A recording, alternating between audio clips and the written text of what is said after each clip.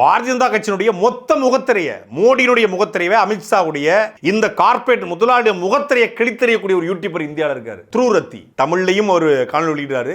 அவருடைய காணொலிகள் ஒட்டுமொத்தமான நாடாளுமன்ற தேர்தலில் பெரிய பங்கு வகிச்சது. நார்த் இந்தியாவில் மிகப்பெரிய ஒரு புரட்சிக்கு தயார்படுத்தினார் மக்களை. பாரதிய ஜனதா கட்சி இன்னைக்கு அதிக இடங்கள் வெற்றி பெறாமல் போனதற்கு, குறைந்த எண்ணிக்கையில் வெற்றி பெற்றதற்கு அவரும் ஒரு காரணம் என்று சொல்லப்படுகிறது. அந்த அளவுக்கு ஒரு யூடியூபரால இந்தியா முழுக்க தாக்கத்தை ஏற்படுத்தப்படுகிறது. அவர் கைது செய்யப்பட்டாலோ, அவர் மீது வழக்கு போடப்பட்டாலோ அது கண்டிக்கத்தக்கது, அது கருத்து சுதந்திரத்துக்கு எதிரானது.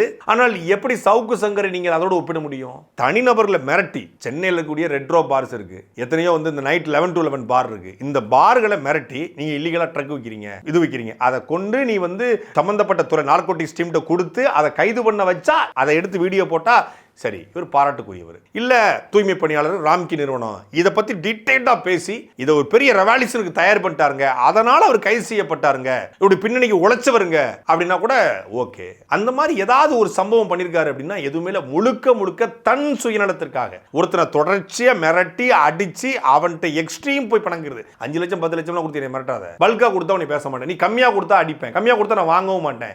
இந்த மாதிரி ஒரு த்ரெட்டன் பாலிடிக்ஸ் பண்றவனை கைது பண்ணதுக்கு சில பேர் ஆதரவு தெரிவிப்பதுதான் மிகப்பெரிய கொடுமை. சவுக்கு சங்கர் என்பவர் இந்த சமூகத்தினுடைய விஷச்செடி.